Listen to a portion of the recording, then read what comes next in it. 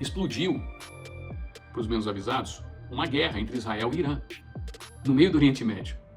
Para quem não sabe, eu vou tentar antecipar para vocês. Hoje, o Conselho de Segurança dos Estados Unidos estava reunido. E o Conselho de Segurança reunido decidiu mandar um destroyer e 2 fragatas. Vocês têm noção do poder de um destroyer? De um destroyer americano? Então, nós estamos aqui diante de uma situação que eles estão se preparando para um caos muito grande.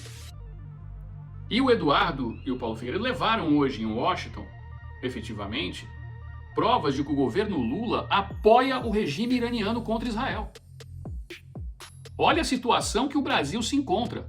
Sejam bem-vindos, o meu nome é Bruno, deixe o seu like e inscreva-se no canal.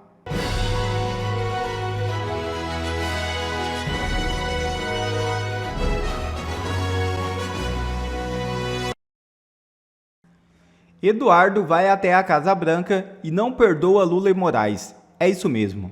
Durante um encontro realizado nesta última sexta-feira em Washington, o deputado federal licenciado Eduardo Bolsonaro e o jornalista Paulo Figueiredo abordaram com assessores do presidente Donald Trump a recente postura do governo brasileiro em relação ao conflito entre Israel e Irã.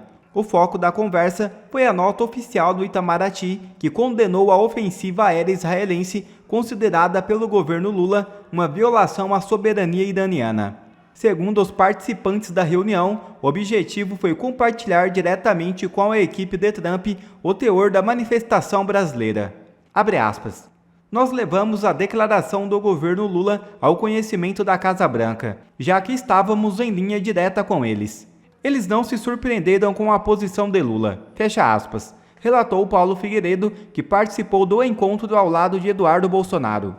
Além do tema internacional, o encontro também tratou questões jurídicas envolvendo o Supremo Tribunal Federal. Eduardo Bolsonaro e Paulo Figueiredo buscaram sensibilizar o governo norte-americano e avançar na análise de sanções contra o ministro Alexandre de Moraes.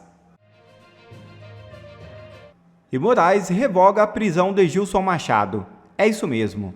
O ministro Alexandre de Moraes determinou a revogação da prisão preventiva de Gilson Machado Guimarães Neto, ex-ministro do Turismo no governo de Jair Bolsonaro. Machado foi detido em Recife sob a acusação de tentar facilitar a obtenção de um passaporte português para Mauro Cid, ex-ajudante de ordens do ex-presidente. Na decisão, Moraes avaliou que a prisão perdeu sua justificativa inicial, pois já teria cumprido sua função cautelar e poderia ser substituída por medidas menos severas. Conforme o magistrado, há elementos que indicam a tentativa de ajudar Mauro Cid a escapar da justiça, o que poderia caracterizar tentativa de obstrução de investigação envolvendo suposta organização criminosa.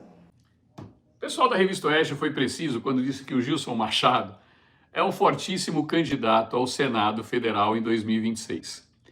E existem pesquisas que estão indicando que o Gilson vai tirar a vaga do Humberto Costa, o Drácula, o famoso Drácula da planilha da Odebrecht. Líder do governo, aliás, atualmente é o atual presidente do PT. Mas a prisão do Gilson Machado não foi decretada por conta disso. A prisão do Gilson Machado foi decretada porque eles precisavam trazer o Mauro Cid para conversar e vieram com essa balela. Não existe fundamentação para a prisão preventiva do Gilson Machado. Somente argumentos da Polícia Federal de que uma suposta fonte havia dito que ele havia ligado para a Embaixada de Portugal para pedir um passaporte para o Mauro Cid. E na mesma hora, no mesmo instante, eu falei para vocês que seria impossível isso acontecer. Porque passaportes são documentos pessoais, você tem que assinar e só você pode receber. Nem por procuração você pode receber um passaporte. Você tem que comparecer pessoalmente à embaixada, ainda mais se tratando de uma embaixada portuguesa, ou seja, não está em solo português, propriamente dito. A embaixada portuguesa é uma representação dentro do outro país do solo português. Então, o fato de não poder ser... É o famoso crime impossível. Gilson Machado não teria como ter acesso a este passaporte em nome de Mauro Cid. E nem receber esse passaporte em nome do Mauro Cid. Mas o que estava por trás, efetivamente, é o desespero. A casa caiu. E vocês vão ver isso muito em breve. E por que eu estou afirmando que a casa caiu? Vamos lá, agora sim, eu volto a um trecho daquilo que eu falei na parte da manhã para que os outros que não viram entendam. Kleber, cadê o turbante? Carmelisa, pois é.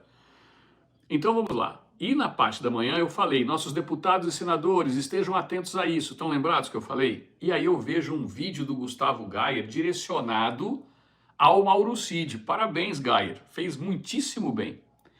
E por que eu estou dizendo? Vamos lá. Só quem teria a perder nessa história toda seria Mauro Cid, a princípio. Mas existe um outro personagem que teria muito a perder. O próprio ministro Alexandre de Moraes. Ele e todos em volta dele. Delegado Fábio Chor, demais integrantes da primeira turma do STF. E por que eu digo isso?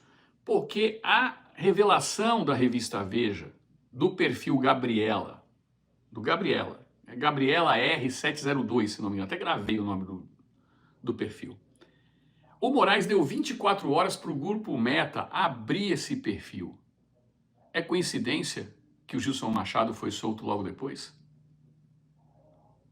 E trazer o Mauro Cid era fundamental até para aquilo que eu falei.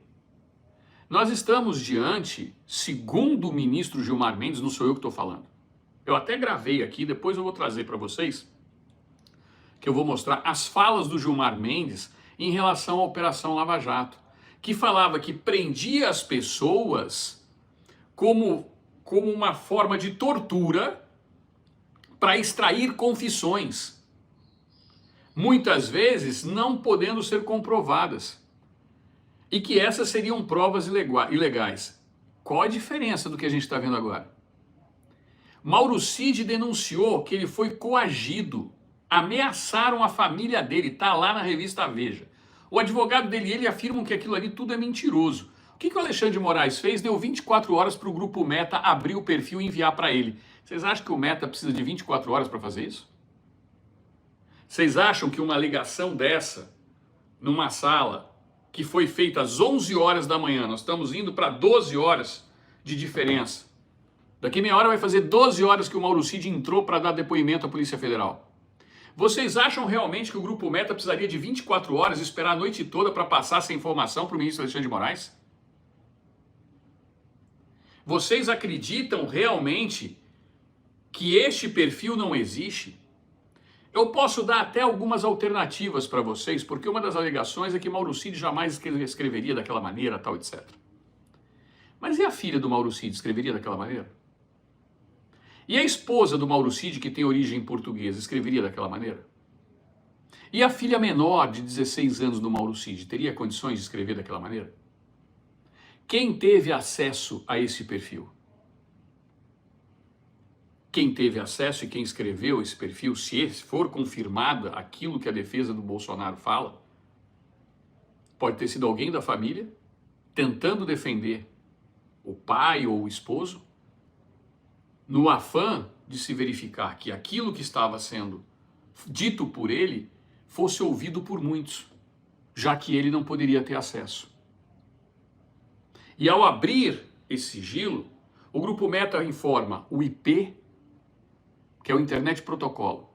Quem não entende disso e não sabe o que é isso, o Internet Protocolo é uma espécie de RG ou de CPF de cada um de vocês na rede. Por exemplo, esse é o Wi-Fi do qual eu estou transmitindo aqui, tem um IP, portanto ele tem uma localização. A empresa de comunicação que oferece esse link de Wi-Fi sabe efetivamente qual aparelho eu conectei, porque a outra empresa de comunicação, ou a mesma se for o caso, vai indicar, foi o aparelho tal registrado na empresa tal. E a Meta obedeceu? Claro, Zilda Queiroz. Alguma coisa que vocês não sabem, porque eles contam tanta mentira para vocês, que o pessoal não sabe como funciona. Então, como essa é a minha especialidade no direito, né? Então, eu prestei serviço para todas as grandes empresas de comunicação. Vamos lá para que vocês entendam. Existe um convênio firmado entre o Poder Judiciário, não é STF, Poder Judiciário como um todo, até juízes de primeiro grau, e as empresas de telecomunicação e as empresas de rede social. Entenderam? Para que vocês entendam como isso funciona, quando vai uma ordem, quando tem uma decisão, por exemplo, as empresas têm um canal de comunicação do jurídico dela direto com o Poder Judiciário. É diferente de um de nós. Isso é um convênio firmado. Portanto, vocês vejam que tudo aquilo que eles passam para vocês, de que seria impossível, a demora, que as empresas não têm condições de atender, porque é tudo balela. Então, existem grandes empresas, Avaya, Cisco, todas as outras grandes empresas que fornecem esses sistemas e, por incrível que pareça, são praticamente todas elas americanas, as grandes empresas do mercado. São americanas. Então essa turma não sabe com quem eles estão lidando. O tamanho do poder que se criou. E como o Donald Trump, depois a gente vai falar dele, daqui a pouco eu vou falar. Eu fiquei o dia inteiro aqui estudando. Então vamos lá para que vocês entendam. Essas empresas elas têm condições de fazer todo esse rastreamento. E entregaram isso quase que imediatamente ao ministro Alexandre de Moraes. Porque o ministro Alexandre de Moraes não estava preocupado com a fuga do Mauro Cid. Ele estava preocupado com o poder que ele tinha e não tem mais. Como assim, Kleber? A grande ameaça que o Cid vinha sofrendo, segundo o que se apresentou na revista Veja e os áudios do Mauro Cid que falavam lá atrás, era em relação à sua família. Ameaçaram sua filha, sua esposa e seu pai. De prisão. E aí vem querer dizer que a delação dele é espontânea. E vem a Globo, não, mas ele na frente do ministro Alexandre de Moraes, no STF, para todo mundo, falou que não, estava tudo certo. Eles só foram descobrir que a família do Mauro Cid estaria em liberdade e livre deles quando ela já estava em solo americano. E a informação que se tinha até de manhã cedo, que a filha menor não teria embarcado, tal, etc., mas a Polícia Federal não conseguiu identificar. E a informação que nós temos hoje é que ela está junto com a família. O que está em jogo hoje é a liberdade, mas não necessariamente do Mauro Cid. E eu disse para vocês que poderia demorar um dia, uma semana, um ano, 2 anos, mas que isso tudo vai vir à tona, vai vir. Nós estamos diante de uma situação complexa. O Brasil corre sério risco hoje. A liberdade de todos nós está em risco. Toda a liberdade de todos nós. Inclusive eu fiz um livro sobre isso, Liberdade em Risco. Eu fiz um e-book sobre isso há 2 anos e meio. Depois eu vou colocar à disposição de novo para vocês aqui. Então, o nosso país é um país onde políticos somem de forma misteriosa. Avião cai. O que aconteceu com o Bebiano? Teve um ataque cardíaco misterioso dentro de um sítio sozinho. As coisas acontecem no nosso país e todo mundo esquece. Ele conseguiu deixar a família dele a salvo. Só que ele está dentro de um exército que está sendo comandado por pessoas que foram indicados por essas pessoas que nós estamos falando. Ela pode ter levado o documento para os Estados Unidos. Sim, Adriana. E a gente tem que lembrar que Eduardo Bolsonaro, juntamente com Paulo Figueiredo, estavam hoje na Casa Branca. E aí eu vejo algumas pessoas me mandaram mensagem, né, na última live, eu não consigo ver todos, mas algumas entram para mim, eu consigo ver, responder é impossível, mas eu vejo muitas e procuro ver quase todas. E uma pessoa, o Trump, cadê as sanções? Trump não age. Só para vocês terem uma ideia, amanhã tem manifestações marcadas contra o Trump aqui em 1.800 cidades. 1.800 cidades tem manifestação amanhã contra o Trump. Amanhã é aniversário do Donald Trump. Vai ter uma maior parada militar que os Estados Unidos já fez, demonstração de força, lá em Washington, na frente da Casa Branca. Explodiu, para os menos avisados, uma guerra entre Israel e Irã, no meio do Oriente Médio. Para quem não sabe, eu vou tentar antecipar para vocês. Hoje, o Conselho de Segurança dos Estados Unidos estava reunido. E o Conselho de Segurança reunido decidiu mandar um destroyer e 2 fragatas. Vocês têm noção do poder de um destroyer? De um destroyer americano? Um destroyer e 2 fragatas já estão ali no mar de Israel protegendo. Inclusive, parte dos mísseis que foram interceptados do Irã hoje foram interceptados a partir dessas fragatas e desse destroyer. E as pessoas estão perguntando o que o Trump está fazendo. Vai ver que ele não tem muito trabalho, né? Ele só está tirando os aloprados que estão querendo derrubar o governo dele aqui de Los Angeles. Hoje entraram os fuzileiros navais americanos, está em pé de guerra. A justiça nos estados democratas estão mandando ver em mandatos e sentenças de juízes federais colocados por Barack Obama, por Joe Biden, para tentar anular as ações de Donald Trump. O Departamento de Justiça inteiro está focado com isso, derrubando essas liminares. E o Trump está em pé de guerra com essa turma, nesse exato momento. Então, o que eu estou dizendo para vocês é que essas sanções vão vir. Mas vocês têm que começar a entender um pouco como é que as coisas funcionam. O mundo está à beira de um caos. Tá aqui, ó, o destroyer tem capacidade para escoltar vários navios. E a quantidade de armamento que ele leva dentro dele. Destroyers têm capacidade de levar mísseis com ogivas nucleares. Então, nós estamos aqui diante de uma situação que eles estão se preparando para um caos muito grande. E o Eduardo e o Paulo Figueiredo levaram hoje em Washington, efetivamente, provas de que o governo Lula apoia o regime iraniano contra Israel. Olha a situação que o Brasil se encontra. E eu havia falado para vocês, efetivamente, que, olha só, vamos lembrar o que eu estava falando para vocês. O preço do petróleo vai explodir. As bolsas estão caindo.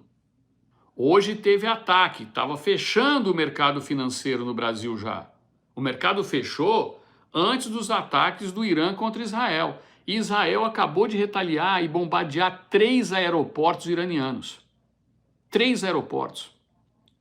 E a tensão está aumentando. E para quem não conhece geopolítica e geografia, depois procura no Google o que é Estreito de Hormuz. Vocês vão ver parecendo um intestino assim.